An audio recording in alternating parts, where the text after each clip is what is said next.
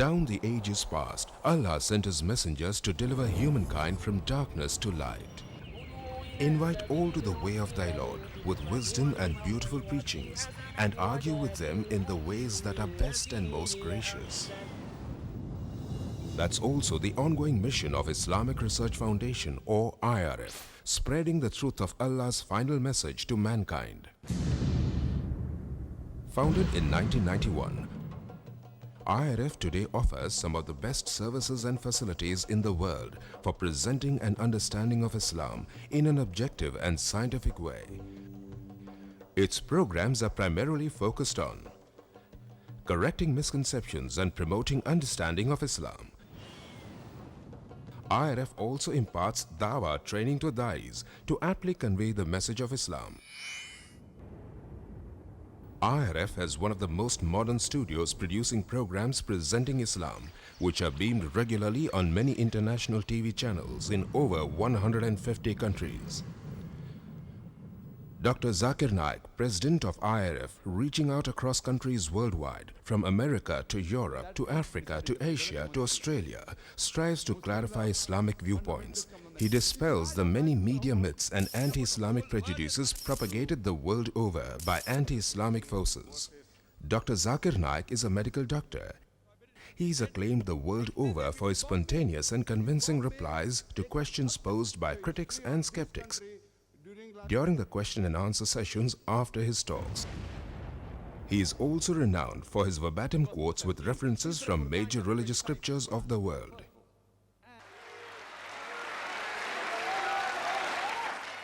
Dr. Zakir and other faculty of the IRF train many da'is in effective dawah techniques. IRF's website provides free dawah training material for you to download and become an effective da'i yourself. Dr. Zakir Naik's talks are available on audio and video, cassettes, CDs and DVDs the world over. IRF today is creating a change in the hearts and minds of millions of Muslims and non-Muslims worldwide towards a proper understanding and respect for Islam. Have a question or doubt about Islam and its teachings? Now you know one of the best resource centers to get convincing answers from is Islamic Research Foundation, 5658 Tandil Street, North Dongri, Mumbai 400009, India. Phone 2373-6875. Fax 9122-2373-0689. Email islam@irf.net. For more information, log on to our website www.irf.net.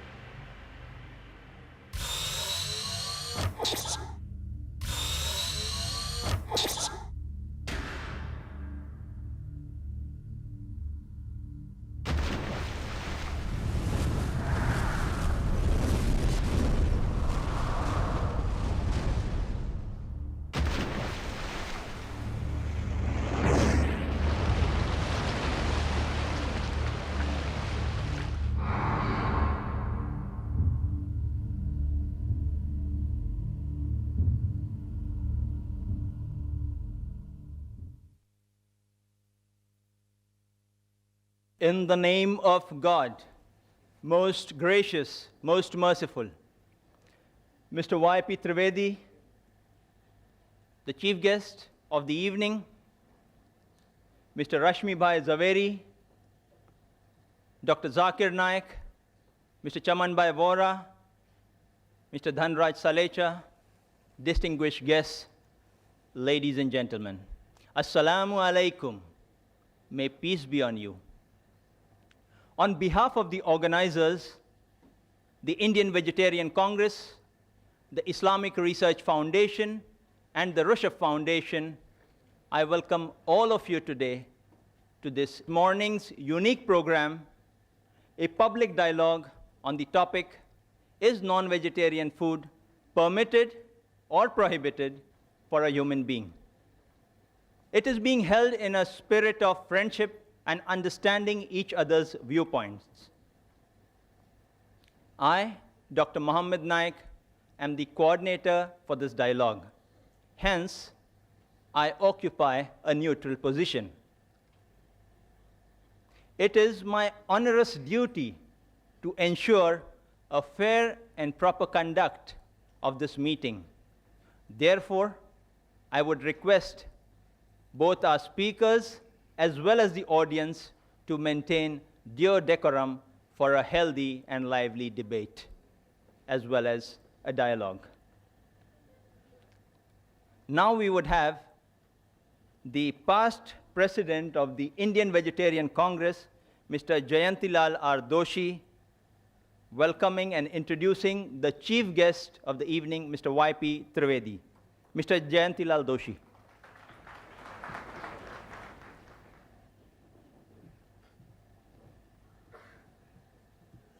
Mr. Y.P. Trivedi is a very senior advocate in Supreme Court of India and leading tax expert of Mumbai.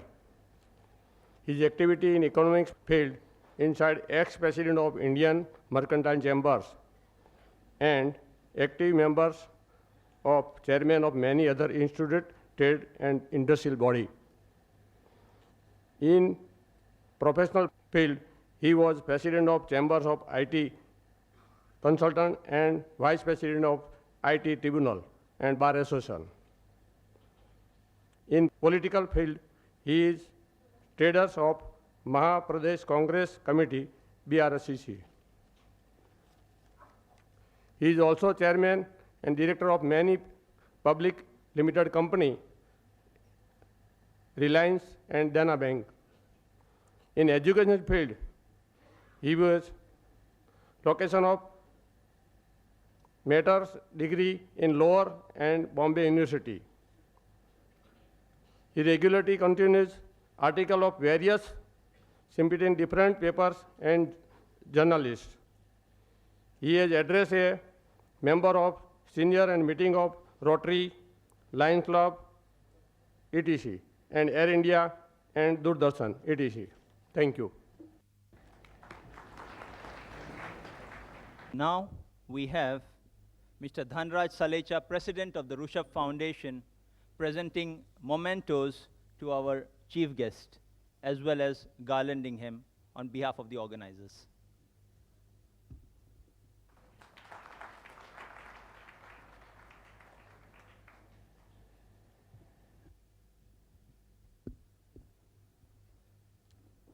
Now we have our chief guest, Mr. Y.P. Trivedi, addressing our audience collected here today.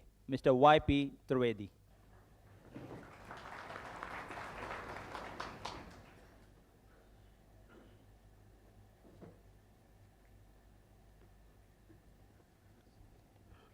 Dr. Zakir Naik, Mr. Rashmi Zaveri, Dr. Mohammed Naik, Dr. Dhanraj Salecha, Chimanlal Vora, and friends. I welcome all the speakers and all of you here to this very healthy debate which is taking place.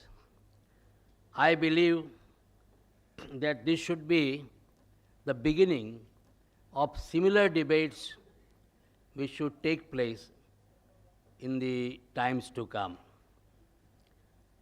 This debate or discussion or the clearinghouse of mind is probably in the best traditions both of the Hindu civilization as well as of Islam. In our mythology and our history, we have such instances of such debates taking place in the courts of kings like Janak, when people from various shades of thoughts, because Hinduism was never following one particular pattern of thinking. There was Bhakti Marg, there was non-dualism, there was Advait Marg, there was Charvaks who did not believe in any God. So all of them King Janak used to assemble them, provoking them to debate, not trying to influence anybody, but inviting the thoughts and then leaving the debate to the people at large to make up their own mind. So that was the tradition of our Hindu religion in this land of India. That was also the tradition of Islam. In the immediately succeeding years after the demise of Prophet Muhammad, Arabia was the place of learning, logics, mathematics, astronomy. All this was being discussed, and the great scholars of Arabia imbibed the thought, made inquiries, and transformed that knowledge thereafter to the Western world. According to me, the Renaissance movement in Europe owes its origin to the thinking of these Arab thinkers who were great stalwarts in their own time. We very often associate Arabia with thinking about Arabian Nights. But let me tell you that apart from the strides which they made in the field of fiction and some of the most imaginative fictions, at the same time in the field of science, technology, thinking, logics, mathematics, they made great strides. That is why today also, in spite of all the achievements, the West is still talking about the numerals as the Arabic numerals. And this is how Islam also in those days used to think openly. That tradition has been continued because I believe in the realm of King Akbar. He also used to call people from all religions, even the Christians who came at that time. They landed on the shore of India. They were also called, and they were asked to explain what are the tenets of the religion. So this sort of a healthy debate is something which is an absolute necessity for the development of any cultured, civilized, and tolerant society. Dr. Vora said that he is neutral. Let me tell him and all of you, I am also neutral. If I would not have been neutral, I would not have been made the chief guest. And I do not wish to desire to make any final comment on the subject. But one school of thought I would like to narrate here, which I read at some place, that all those animals in nature who are grass eaters, the animals which are thriving on leaves, they have got bovine teeth. They do not have canine teeth. All those animals which are eating flesh, meat eaters, they have got canine teeth, what we call rakshi. Human being is the one species which has got both bovine teeth as well as canine teeth. So it is very likely that nature wanted this species to survive. Nature considered that this species, human beings, are the most important species which should be there in this world. They should try to contribute, they should try to carry my message and take it further. So they wanted, the nature probably wanted this species to survive under all circumstances. Nobody can deny. Then the early Homo sapiens or Homo erectus, they are all flesh eaters. At that time there was no agriculture. If you look at the evolution as we now learn from science, it is only the advance of civilization that people started taking to agriculture. When they started taking to agriculture and started growing corns, some of them became vegetarian, some of them remained non-vegetarian, some of them became the mixture of both. They also took vegetarian as well as non-vegetarian. And most of the non-vegetarian people today also eat vegetarian food as a part of their diet. I believe that in this aspect, when you are talking whether it is permitted or prohibited, we are talking about permission or prohibition by the religion. In this one aspect, Dr. Naik, I would probably like to differ from you. I believe that it is not the function of religion to tell us what we should eat and what we should not eat.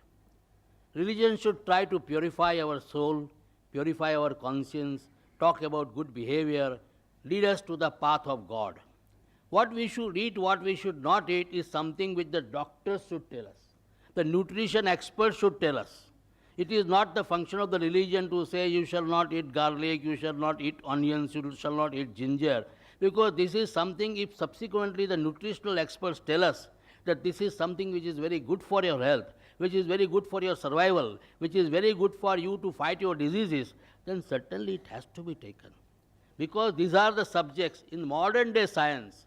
We have to grow up. We have to think in terms of what is lying ahead of us. We are entering now the next millennium, 21st century. So much is expected from us.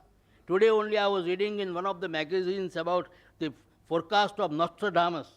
And Nostradamus thinks that this particular country, which is surrounded on three sides by sea, that one country will come on the top of the world. And are we going to go into the top of the world, become a superpower, by just clinging ourselves to some of the outdated notions? For example, yesterday, so many people migrated from this country. I was wondering in the heart of my hearts, what is it? There is no scientific explanation all throughout. All people with any basis of logic, all people who knew something about science, they were saying nothing will happen whether 8 planets come in one line or they go zigzag. Nothing is going to happen. But then all types of talks were there. Alang, which was our largest shipyard, that was completely forsaken and completely deserted. I was told that for rushing to Rajasthan, I don't understand why people from Rajasthan are so panicky. The Marwadis left everything, came here and made an empire. And the same Marwadis, thinking the 8 planets are there, they ran away. I was told 2,500 rupees were paid for a bus ticket for going back to Rajasthan. And nothing happened. So what is very important for all of us, if this country has to go further, if we as a nation has to make our mark, and probably the destiny is before us, we can reach great strides. The 21st century, as I've always been saying, belongs to India and Pakistan. Both of them, when they will come nearer and nearer, they will be able to become the leaders of the 21st century. And if that is going to happen, then let me tell you, we will have to get out of these old dogmas. What we should eat, we should not eat, the doctor should tell us. If a new scientific discovery is made, and I have been asked that I should eat tomatoes because it fights the cancerous growth, then I must eat tomatoes, irrespective of what my religion tells me. So I think let us go to the scientists, let us develop for ourselves a modern mind, a scientific approach. Then I think today or tomorrow, the whole world is before us. I don't want to comment on or trespass on the domain of the speakers. With these introductory remarks, I am once again trying to point out I am absolutely neutral. And I would like to hear the views of the learned people who have made research on the subject. Thank you very much. Thank you, Mr. Trivedi. Now we have brief introductions of each of the speakers before we get into the mode of formal dialogue program. We have Mr. Chamanbhai Vora, Senior Vice President of the Indian Vegetarian Congress, to introduce Mr. Rashmibhai Zaveri. Well, today I feel very happy to introduce our President, Sri Rashmibhai Zaveri, President of the Indian Vegetarian Congress. I think this public dialogue will become very, very interesting, looking to the introductory speech given by our Chief Learned Guest Vice P. Trivedi.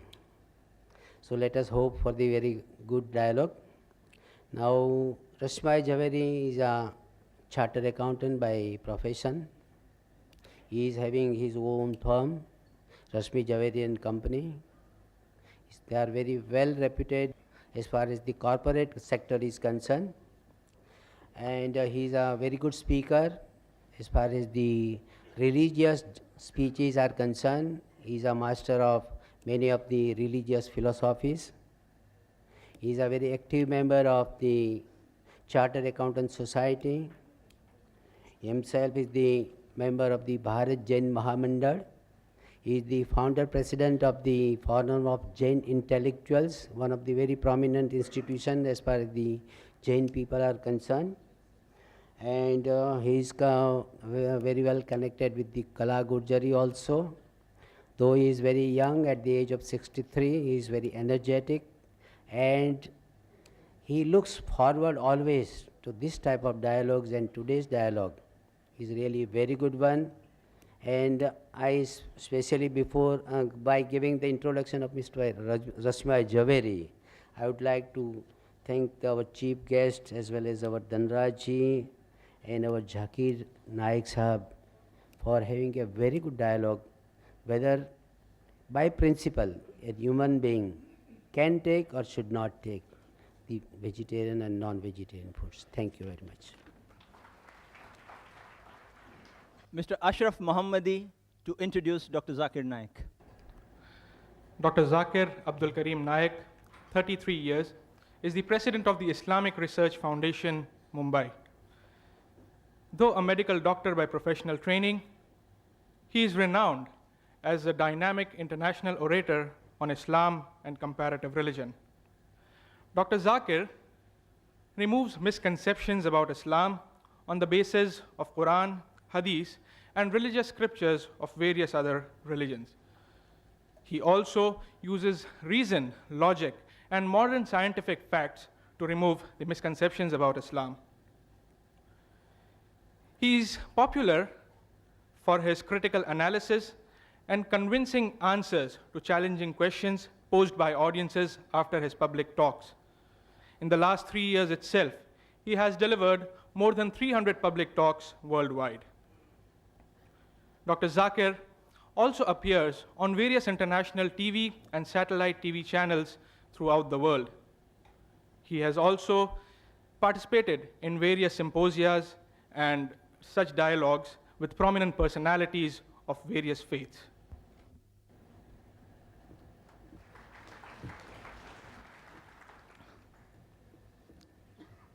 I have been asked by many persons,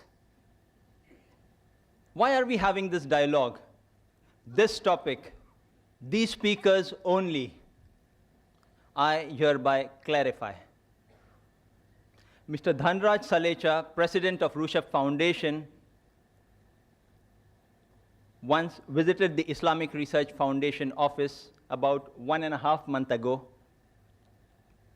He presented the Islamic Research Foundation kindly with a set of literature favoring vegetarianism.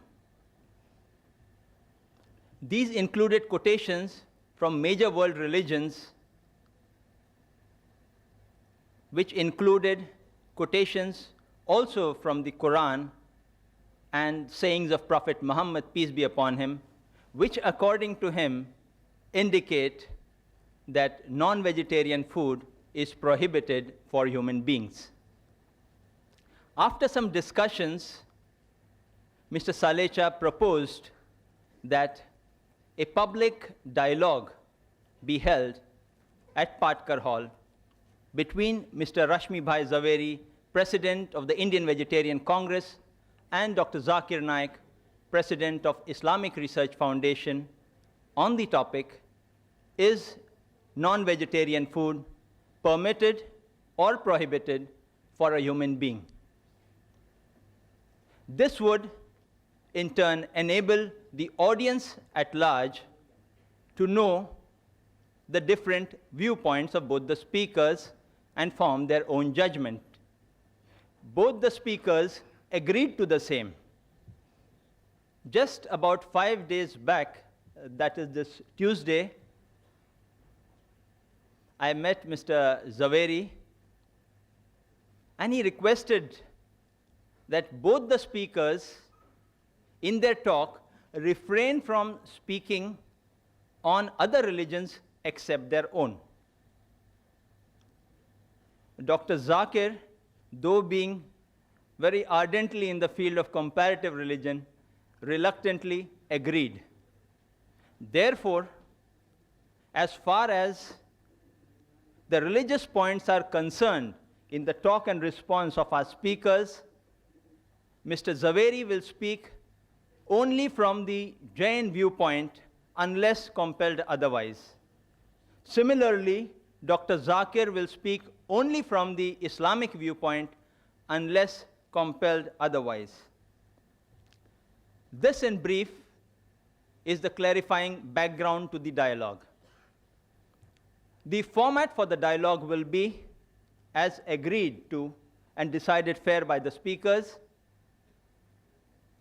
Mr. Rashmi Bhai Zaveri will first address us for 50 minutes on the topic, is non-vegetarian food permitted or prohibited for a human being?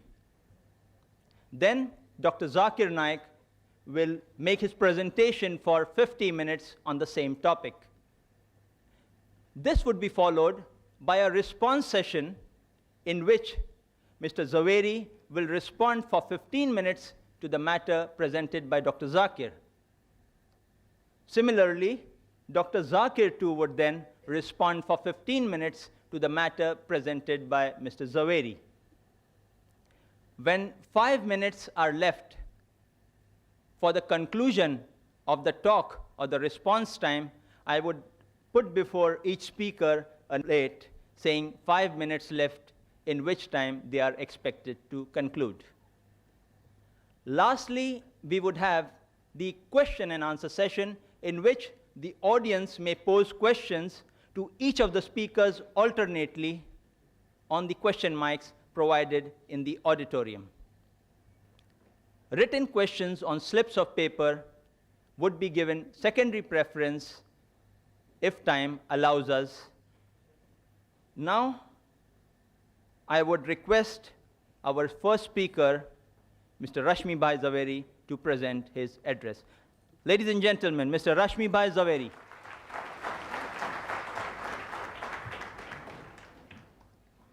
Before I start my talk, I am really very happy that this atmosphere of brotherhood, it has really moved me. And I will request Dr. Zakir Naik to come forward and let's have a Gale Lag Ja scene.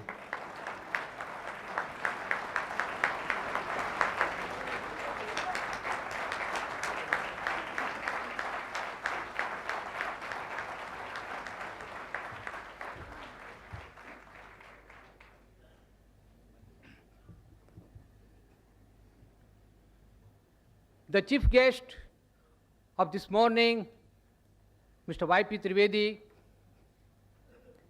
President of Rushabh Corporation, Sri Dhanraj Salecha, the learned speaker, Dr. Zakir Naik, the expert commentator and the coordinator, Dr. Mohammad Naik, Vice President of IBC, Sri Chaman Bhai Vora,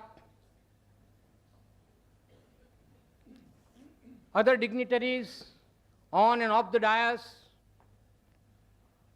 my friends, brothers and sisters. First of all, I must acknowledge the dedication, the sincerity with which all the three organizations, particularly Islam Research Foundation, has taken pains in arranging this lecture. I don't mind and I don't hesitate in saying the entire credit goes to IRF.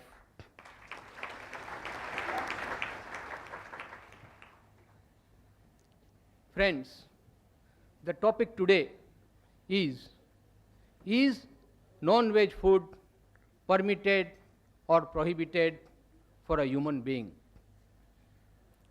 Any argument or any statement for that matter is always to be considered from a relative point of view. There cannot be any absolute truth, there cannot be any absolute statement that it is 100% prohibited or 100% permitted. So friends, let's see, as very rightly put in by Mr. Trivedi, who started the ball rolling, that we will not speak only from religious point of view. Religious has to enter. You can't divorce it from today's subject. But I would like to speak on this topic, that non-veg food is prohibited for human being from various angles. For example, geographical reason, historical reason, moral, ethical and religious reason, economical, environmental and ecological reasons, natural reasons and psychological reasons, and above all, medical reasons.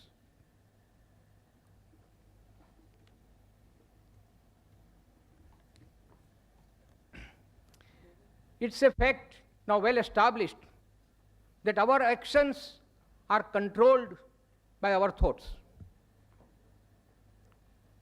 What we think, we act. And our thoughts are controlled by our diet. As we eat, so we behave.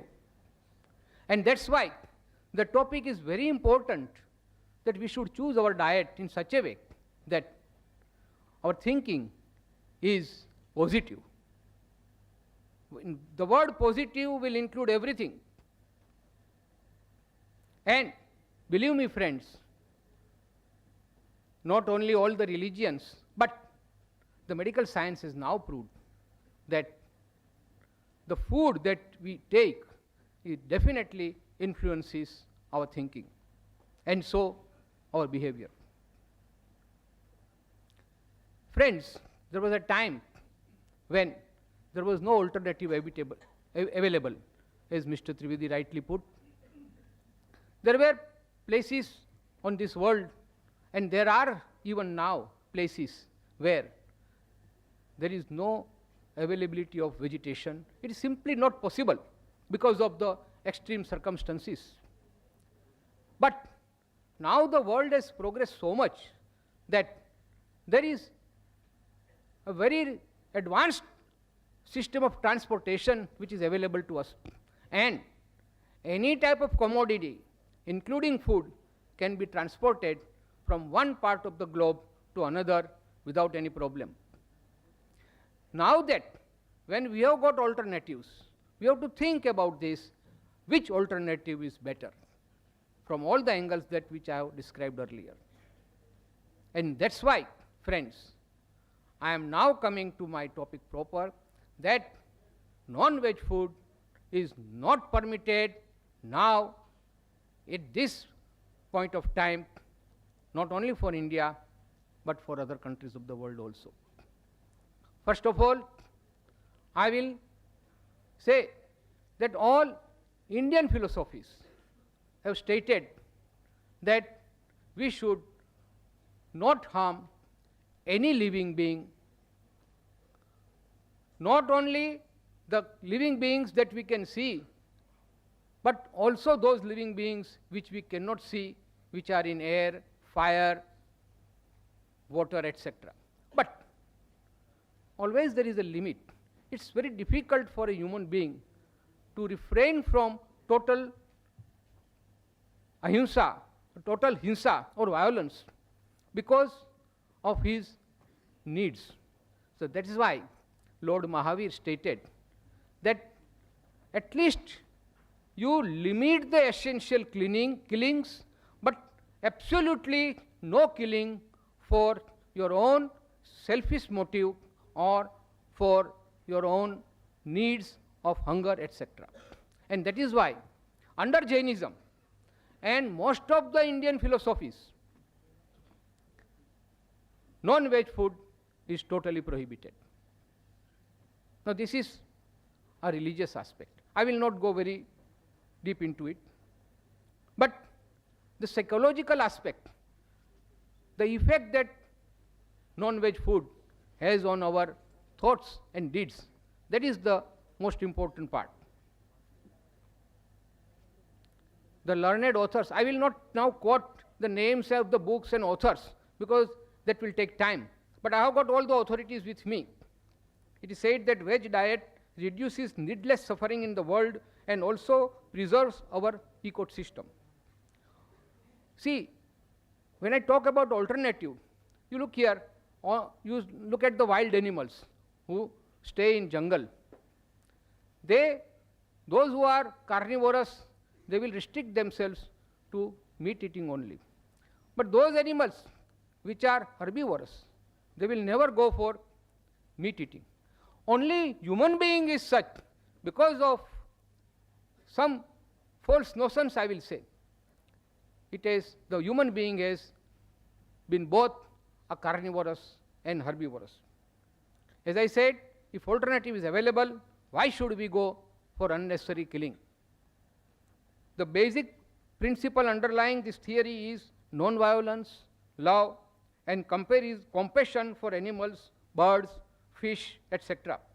Because flesh food falls in not essential category, while vegetarian food comes under essential category. Psychologically also, cruelty, instant impulses, urges, basic animal instincts, impatience are all the necessary consequences of flesh food. By eating animal flesh, man will ingest all the animal instincts, the 4 basic animal instincts of food, fear, possessiveness, and reproduction. These are there in man, I don't say no, but they are the basic instincts. We have got a reasoning mind. We can rise above these basic instincts. We can control our impulses and urges and become, then only we can become super animals or super beings. Otherwise, human being and animals, there is no difference at all. But man has additional quality called reasoning mind, which is blunted by the influence of flesh food, and man becomes more like animal. The scientific reason for this is that flesh is an integral part of animal body. It is full of tamasic value. There are 3 types of values: tamasic, rajasic, and sattvic. Tamasic, in short, is the brutal sense or brutal instincts of animal. A man becomes more like an animal. He is callous, he is cruel, he is ignorant if he is eating the food that is the part of the bodies of the dead animals. The crime rate is higher. Aggression is the natural consequences of flesh food. It distorts the thinking and reasoning. It is not only a problem by itself, but it creates many other problems like increase in crimes, cruelty, etc. The virtues like compassion, sharing, self-control are obliterated by the impact of flesh food. If we insist on treating animals more brutally, then our behavior will also become less human and more brutal. I will quote one shairi that what will happen if this animal instincts is so embedded in our heart, what will become of man? आदमी की शक्ल से अब डर रहा है आदमी, आदमी की शक्ल से अब डर रहा है आदमी, आदमी को लूट कर घर भर रहा है आदमी, आदमी ही मारता है मर रहा है आदमी, आदमी ही मारता है मर रहा है आदमी, समझ कुछ आता नहीं क्या कर रहा है आदमी. Friends, this is because the man has become an animal. He does not then distinguishes between whether he is an animal or a human being, because this is the influence of the food, the flesh food that he eats. Flesh food is the cause of PMS syndrome, that is preposterous mood swing and psychological distortions. Thus, it is now established that if flesh food is the root cause of moral and spiritual degeneration. We at Indian Vegetarian Congress, we are working for important task, since it will lead to a more humane world at peace with animal kingdom and with each other. We at IVC define a vegetarian as one who does not at any time or under any circumstances eat meat, fish, fowl, eggs, or any other type of flesh food. Vegetarian does not come from vegetable. Now this is very important, friends, understand. The word vegetarian does not come from vegetable. The root is, it is derived from the word vegetus, V-E-G-E-T-U-S, meaning whole, sound, fresh, lively. Nothing is more powerful than an individual acting out of his conscience, thus helping to bring the collective conscience to life. That is what Norman Cousins said. And what does Albert Schweitzer has to say? Until man extends his circle of compassion to all living things, man will not find peace for himself. It is a man's sympathy with all creatures that first makes him truly a human being. Now, friends, I will go next to the most important topic, and that is the medical viewpoint. It's a fallacy, friend. It's a myth to say that we don't get enough protein from veg food. And that is why a man must have flesh food that is rich in protein. I'll come one by one to these myths. First of all, I will first give you examples of those strong animals, say elephant, say rhino. These are the strongest animals on this earth. Are they meat eaters? No. They are pure veg. Even if they die, they will not eat meat. Even then, they are the strongest. Take example of horse. We talk about horse power. It's the most powerful creature useful for our purpose, and that is also a pure vegetarian. And take examples of cattle, cows, bullock, and other animals. They are not only useful to us, but they are pure vegetarian. My point here is that those vegetarian animals are strong enough and they don't need any flesh food. In fact, if stupidly flesh food is given to these veg animals, what will happen? You all know about the mad cow disease, the syndrome called BEC. Friends, this BSE, bovine spongiform encephalopathy. You know what happened a few years back in England? It was a result of feeding rendered sheep byproducts to cattle as protein supplement. These sheep were infected with scrapie, an AC disease known for over 200 years. Now, if sheep food can make a cow mad, what do you expect the result on human being? Millions of innocent cows were killed mercilessly just because they were suspected to be infected with BSE, and that too for no fault of theirs, but the stupid ways of feeding sheep protein on absolutely unnatural diet for a cow. So is the case with humans. Animal protein is not natural for us. Similarly, millions of chicks were destroyed in Eastern Asia countries because they were infected with certain disease. Now coming back to healthy diet, I will quote from one Dr. Dean Ornish, who has written a very learned book on how to reverse heart disease without surgery or drugs. And this book, my friends, is the best seller in America now. It has really created interest in the people of America and all over the world for that matter, that veg food is definitely better from medical point of view. He has given two types of diet, one reversal and one prevention of heart disease. Both are strictly veg diets because he has proved scientifically that veg food is the best food for a human being. It not only helps heart patients but also reduces risk of other degenerating and fatal diseases caused by flesh food, diseases like cancers of colon, cancers of breast, cancers of prostate, obesity, high blood pressure, stroke, diabetes, gallstones. The Surgeon General of America has confirmed this in the report on nutrition and health. He has given certain facts for protein. Friends, we'll have to be a little technical about it. The protein is formed from building blocks called amino acids. These are of million varieties, of which only 3 are critical for us: lysine, tryptophan, and methionine. All these are available in animals as well as veg, plant food.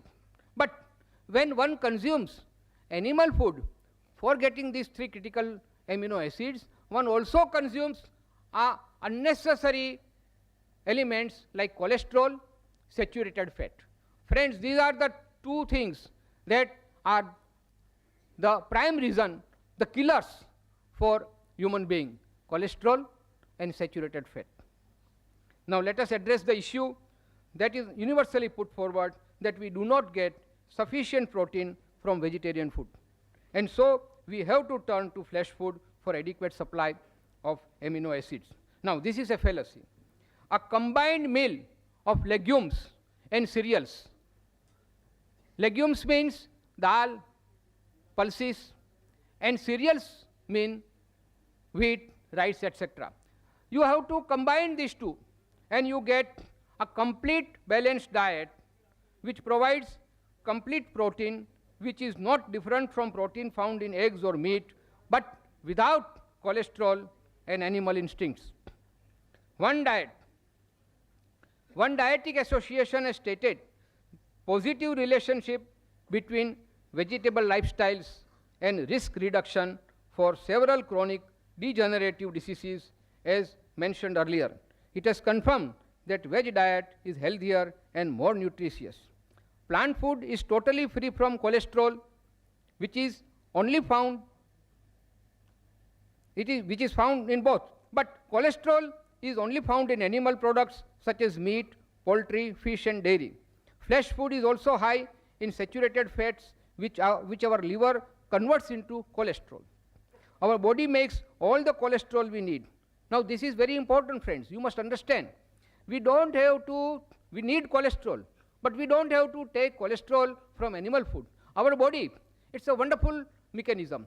The biochemistry, the chemical factory of our body can manufacture all proteins, all cholesterol from our own system. 3/4 of the cholesterol in our blood is made by our body. It is the excessive amounts of cholesterol and saturated fat in the diet that lead to coronary heart disease. The other diseases, friends, which I have summarized from various journals, medical journals: epilepsy, infected flesh, kidney diseases, excessive protein, excessive uric acid. These are all the diseases because of the flesh food. Rheumatoid, arthritis, gout. This is the direct consequence of uric acid found in flesh food. Degeneration of intestines, decay in immunity system. Dr. Deepak Chopra of America has stated that our body is capable of living for more than 100 years if we take proper care of it. Now look at the population in extreme north region, Eskimos. Now perforce, because no vegetation is available, they have to take flesh food. And the average life of an Eskimo is only 30 years.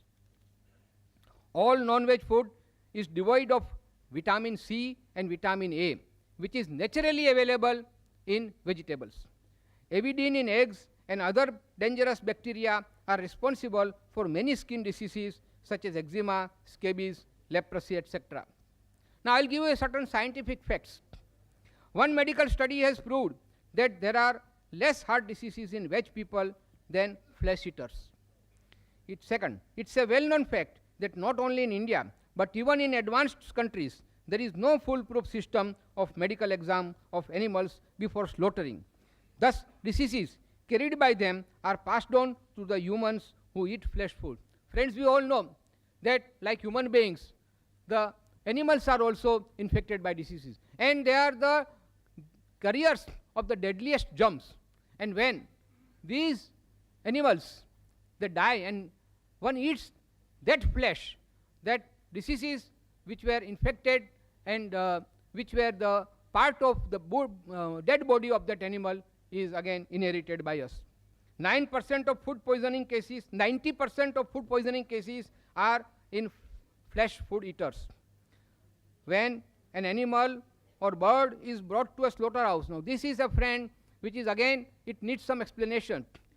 If you have visited a slaughterhouse or a poultry, you will know this.